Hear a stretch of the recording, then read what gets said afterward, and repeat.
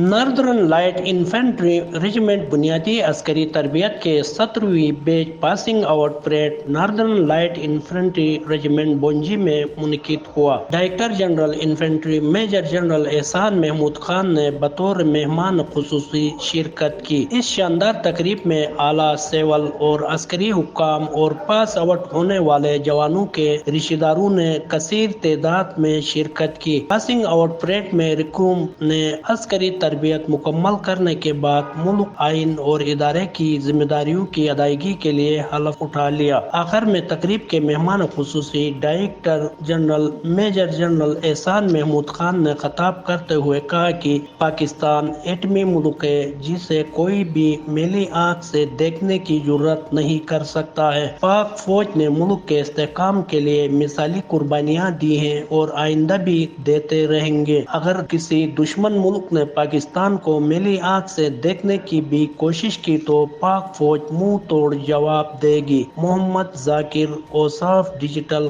Gilgit.